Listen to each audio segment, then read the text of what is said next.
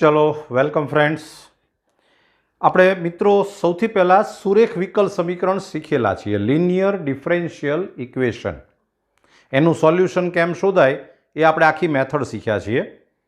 IF is equal two શોધી અને પછી આખી મેથડ તમને યાદ હશે. અને એ જે ઇક્વેશન છે લિનિયર ડિફરન્શિયલ ઇક્વેશન, એનું ફોર્મ છે એ કંઈક આ ટાઈપનું હોય કે dy/dx પ્લસ પીવાય ઇઝ ઇક્વલ ટુ ક્યુ. અને આપણે એવી વાત થઈ હતી કે એમાં પી અને ક્યુ એ કાં તો કોન્સ્ટન્ટ હોય અને કાં તો ફક્ત એક્સના વિધેય હોય, ફંક્શન ઓફ એક્સ ઓનલી. અને આખા ઇક્વેશનમાં એક જ જગ્યાએ વાય હોય.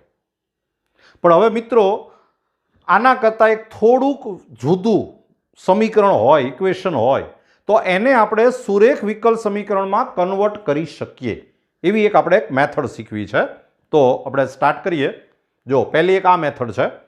સપોઝ ડિફરન્શિયલ ઇક્વેશન છે, એનું ફોર્મ આ ટાઈપનું છે, dy/dx plus py is equal to Q into y⁻n. Exact આની જેવું જ તે, પણ અહીંયા વાય વાળું ટર્મ હશે, વાયની અમુક ડિગ્રી હશે, વાય હશે, y² હશે, y³ હશે. તો આને અત્યારે આપણે સુરેખ વિકલ સમીકરણ ન કહી શકીએ, કારણ કે એમાં આપણે એવું શીખ્યા છીએ કે એક જ જગ્યાએ વાય હોય, પણ આમાં બે જગ્યાએ વાય છે. તો મિત્રો આ જે સમીકરણ છે એને આપણે સુરેખ વિકલ સમીકરણ લિનિયર ડિફરન્શિયલ ઇક્વેશનમાં કન્વર્ટ કરી શકીએ. પ્રોસિજર યાદ રાખજો. જો સૌથી પહેલા તમારે આને y⁻n થી ડિવાઈડ કરી નાખવાનું, ભાગી નાખવાનું. તમે આને y⁻n થી ડિવાઈડ કરો એટલે અહીંયા આવશે y⁻n, 1/y⁻n થાય એટલે y⁻n પ્લસ p, પછી અહીં y ની ઉપર સિંગલ ડિગ્રી હોય અને અપન y⁻n થાય એટલે આ થઈ જાય y⁻1 n. સિમ્પલ છે. ઇઝ ઇક્વલ ટુ અહીંયા y⁻n થી તમે ડિવાઈડ કરો એટલે y⁻n કેન્સલ થઈ જાય એટલે is equal to q. Right. હવે અહીંયા જે ટર્મ આવે, આ જે ટર્મ છે આ, એના ઇઝ ઇક્વલ ટુ તમારે z સપોઝ કરી લેવાનું. સપોઝ કરશો અને આનું ડિફરન્શિએશન કરો વિકલન x ને સાપેક્ષ, તો 1 - n y⁻n dy/dx, પછી y નું કરવું પડે, is equal two dz/dx.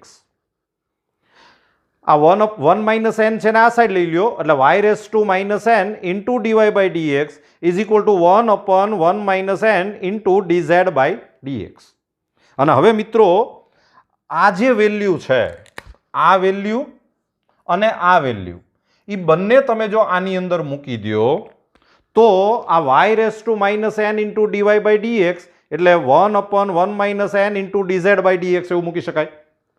Plus p, આ જે છે એને આપણે z સપોઝ કરેલો છે અને ઇઝ ઇક્વલ ટુ q. આ 1 - n છે એ એલસીએમ લઈ લ્યો તો dz/dx પ્લસ 1 - n મલ્ટીપ્લાય થશે into p into z is equal to q. આ 1 - n છે કોન્સ્ટન્ટ હશે. તો હવે તમે જુઓ મિત્રો કે આ જે છે ને એ સુરેખ વિકલ સમીકરણ છે, linear differential equation of z. જો તમે આને એક્ઝેક્ટ આની જેવું, અહીંયા y છે તો અહીંયા એકલું y વાળું પદ હોવું જોઈએ, તો અહીંયા z છે તો અહીંયા એકલું z વાળું ટર્મ છે. જોઈ લો, આ x વાળું વિધેય હોય અથવા તો કોન્સ્ટન્ટ હશે, આ પણ x વાળું વિધેય હશે અથવા કોન્સ્ટન્ટ હશે. અને હવે આની પછીની જે પ્રોસિજર છે એ આપણને આવડે છે. પાછું આપણે લિનિયર ડિફરન્શિયલ ઇક્વેશન પ્રમાણે આખો સમ પૂરો કરવાનો. એક્ઝામ્પલ તો આપું જ છું, પણ તમે આ મેથડ બરાબર યાદ રાખી લ્યો.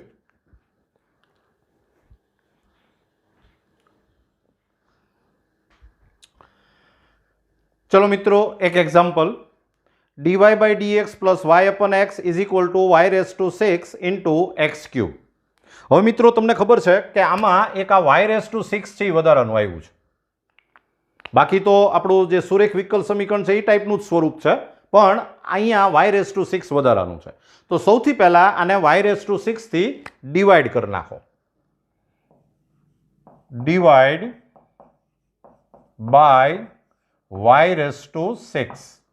તો y⁻6 થી ડિવાઈડ કરશો એટલે આ થશે y⁻6 dy/dx પ્લસ અહીંયા y⁻6 થી ડિવાઈડ કરો એટલે 1/x into y⁻5 is equal to x cube. અને હવે આપણે જે વાત થઈ એ પ્રમાણે અહીંયા જે ટર્મ આવે આ ટર્મ એને સપોઝ કરી લ્યો y raise to -5 is equal to z. Differentiation કરો તો -5 y raise to -6 into dy by dx is equal to dz by dx. And therefore આને આપણે આમ લખી શકીએ કે y raise to -6 into dy by dx is equal to -1/5 into dz by dx. અને હવે મિત્રો તમારે આ જે વેલ્યુ છે આ વેલ્યુ એ તમારે આમાં મૂકવાની છે. તો એની અંદર તમે વેલ્યુ મૂકશો એટલે આ ઇક્વેશન છે આમ થઈ જશે કે -1/5 ઇન્ટુ dz બાય dx આની જગ્યાએ આ વેલ્યુ મૂકી પછી પ્લસ 1/x ઇન્ટુ આ વાય રેસ ટુ -5 એટલે z અને is equal to x raise two 3. અને હવે -1/5 એલસીએમ લઈ લ્યો એટલે આ થઈ જશે dz by dx minus 5/x, આ 5 અહીંયા મલ્ટીપ્લાય થશે આ માઇનસ થશે into z is equal two -5x cube. અને હવે આ જે ઇક્વેશન આવ્યું છે આ એને તમે જો આની સાથે કમ્પેર કરશો કે dz by dx plus p into z is equal to q તો તમને આઈડિયા આવશે કે આમાં p is equal two -5/x કહેવાય અને q is equal two -5x cube કહેવાય. તો હવે તમારે if શોધવું પડે. તો if is equal to e raise to integration p dx તો is equal to e raise to integration -5/x dx. તો આ થઈ જશે e raise to -5 log mod x. આ -5 ને ઉપર લઈ આવો એટલે આનો આન્સર આવે x રેસ ટુ -5. અહીંયા બેઝ e હોય એટલે આ x રેસ ટુ -5 આમ આવે એટલે આનો આન્સર x રેસ ટુ -5 આવે. તો હવે આ જે ઇક્વેશન આવ્યું છે તમારે આ એને x રેસ ટુ -5 થી મલ્ટીપ્લાય કરો તો આમ થશે કે therefore x raise to -5 dz by dx minus 5/x into x raised to -5 into z અને is equal to -5 x raised to અહીંયા -5 થી મલ્ટીપ્લાય કરો એટલે આ થાય -2. અને હવે મિત્રો તમને યાદ હશે કે આ p of x સિવાયનું જે ટર્મ છે આ એનું આપણે ડિફરન્શિએશન કરીને તૈયાર રાખવું પડે. એટલે d by dx of x raise to -5 into z તો એ x રેસ ટુ -5 એમનમ z નું થાય dz by dx plus z એમનમ અને આનું થાય -5 x રેસ ટુ -6. તો આ જે લેફ્ટ સાઈડ છે એ આ જ છે તમે જોઈ લો. એટલે એની જગ્યાએ તમે -5 x રેસ ટુ -2 વેલ્યુ મૂકી શકો. અને હવે તમારે આ ઇન્ટિગ્રેશન કાઢવું હોય તો x raise to -5 into z is equal to integration -5 x raise two -2 dx. આનું ઇન્ટિગ્રેશન કરશો એટલે -5 x raise two -1 અપન -1 plus c. આને તમે x રેસ ટુ -5 થી ડિવાઈડ કરી નાખો અને z ની વેલ્યુ મૂકી દો. z એટલે y race to -5 is equal to અહીંયા આવશે આ માઇનસ માઇનસ તો પ્લસ થઈ ગયું એટલે આ થયું 1/x અને ઇન્ટુ આ x રેસ ટુ -5 થી ડિવાઈડ કર્યું એટલે 1/x રેસ ટુ -5 અને પ્લસ c/(x⁻⁵. તો આન્સર આવી જાય y⁻⁵ is equal to x⁻, થાય ને x કેન્સલ થાય એટલે x³ અને પ્લસ c(x⁵). લ્યો આ આપણો આન્સર છે, જોઈ લેજો. ચલો મિત્રો, હજી એક મેથડ. આ સુરેખ વિકલ સમીકરણ છે, તમને ખબર છે dy/dx plus py is equal to q. આ p અને q છે એ કોન્સ્ટન્ટ હોય અથવા તો x ના વિધેય હોય. p and q will be constant or function of x, અને આખા ઇક્વેશનમાં એક જ જગ્યાએ y હોય, એટલે આને આપણે લિનિયર ડિફરન્શિયલ ઇક્વેશન કહીએ છીએ, સુરેખ વિકલ સમીકરણ. અને આનો આપણે ડાયરેક્ટ આન્સર, આ જે છે એનો ડાયરેક્ટ આન્સર આપણે આમ લખી શકીએ કે y(e⁻p dx) is equal two q(e⁻p dx) નું dx. આ આપણે ડાયરેક્ટ આન્સર લખતા હોઈએ, પણ આને સુરેખ વિકલ સમીકરણ હોય તોની વાત છે. હવે આપણે એક આ ટાઈપના વિકલ સમીકરણની વાત કરવી છે. આમાં તમે જુઓ બબ્બે જગ્યાએ વાય વાળા ટર્મ છે, અને અહીંયા ફક્ત વાય જ હોય એવું જરૂરી નહીં, અહીંયા વાય વાળા ગમે એ ટર્મ હોય, પણ શરત એટલી છે કે આનું ડિફરન્શિએશન અહીંયા હોય, આનું વિકલન અહીંયા હોવું જોઈએ. આ ટાઈપના જો ડિફરન્શિયલ ઇક્વેશન હોય તો આને તમે સુરેખ વિકલ સમીકરણમાં કન્વર્ટ કરી શકો. You can convert this differential equation into linear differential equation, and then after we can solve the differential equation by this method, right? તો શું કરવાનું એ જરા બરાબર યાદ રાખી લ્યો. જો સૌથી પહેલું કામ શું કરવાનું, f(y) is equal two z suppose કરી લ્યો. અહીંયા જે ફંક્શન હોય એના is equal two z suppose કરો. આનું ડિફરન્શિએશન કરશો એટલે f(y) નું થાય f', પાછું y નું થાય dy/dx is equal two dz/dx. આ જે વેલ્યુ છે એ આમાં મૂકી દેશો એટલે આ f'(y) into dy/dx is equal two dz/dx plus આ f(y) એટલે z એટલે p ઇન્ટુ z અને ઇઝ ઇક્વલ ટુ q.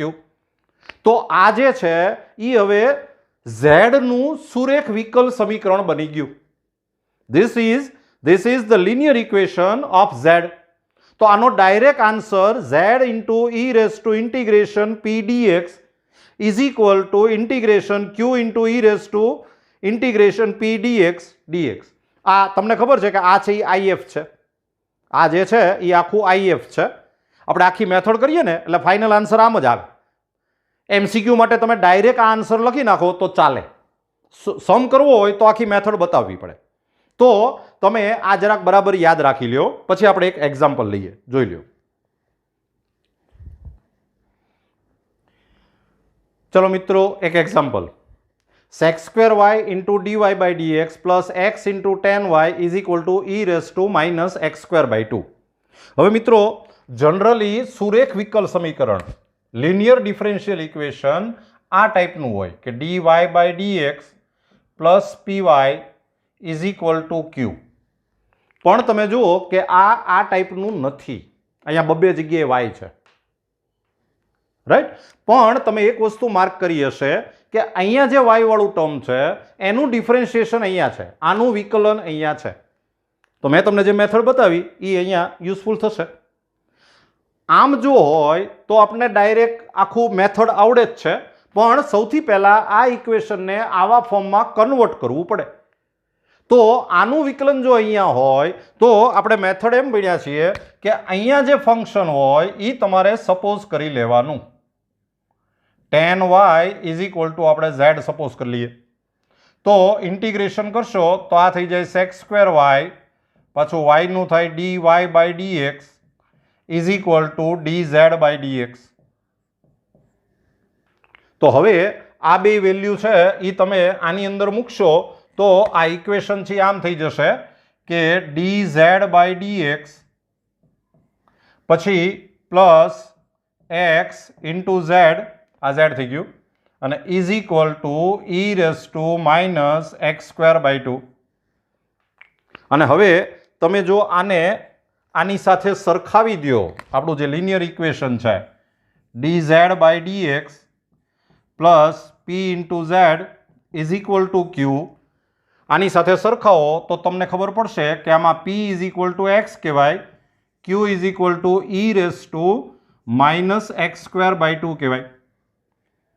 અને હવે જો તમે આની અંદર if શોધશો તો if is equal to e raise to integration x dx px dx.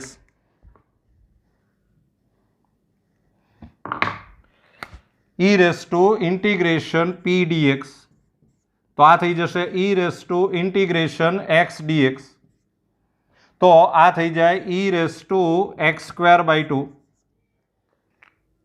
તો હવે તમારે જો આખી મેથડ કરવી હોય તો આપણે આખી પહેલા મેથડ કરીએ. તમારે આખી મેથડ કરવી હોય તો હવે આનાથી આને મલ્ટીપ્લાય કરી નાખો.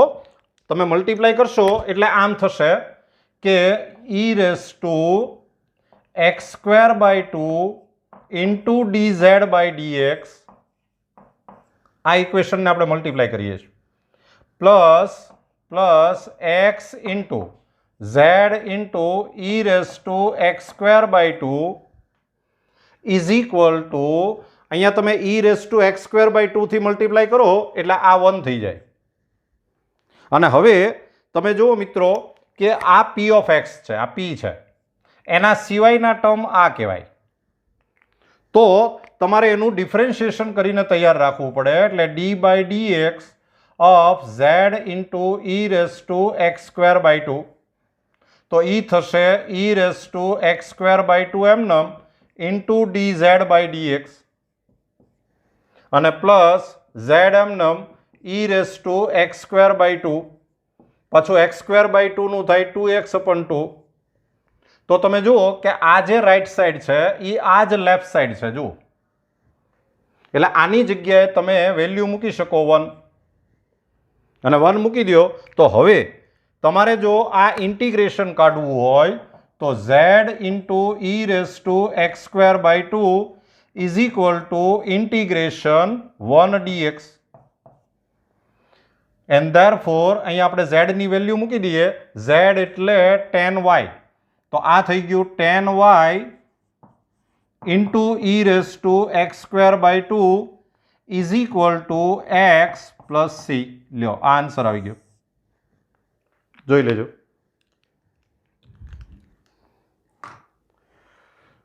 હવે મિત્રો તમે આ સુરેખ વિકલ સમીકરણ છે, લિનિયર ડિફરન્શિયલ ઇક્વેશન છે, એ આપણને ખબર પડી ગઈ છે.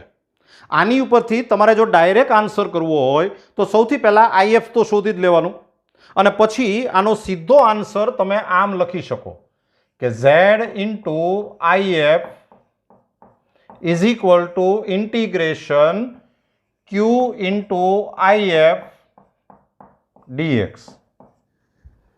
વેલ્યુ મૂકશો તો આમ સીધો આન્સર આવે કે z ઇન્ટુ if એટલે e raise to x square by 2 is equal to integration q એટલે e raise to minus x square by 2 into if એટલે e raise to x square by 2 dx. તો આ થઈ ગયું integration 1 dx. z ની value મૂકી દો તો z એટલે tan y into e raise to x square by 2 is equal to x plus c. તમારા મિત્રો MCQમાં આખી મેથડ કરવાની બદલે ડાયરેક્ટ આ ફોર્મ્યુલા યાદ રાખી અને તમે આ આન્સર સીધો લખી શકો લિનિયર ડિફરન્શિયલ ઇક્વેશન માટે, સુરેખ વિકલ સમીકરણ માટે. રાઈટ, જોઈ લો.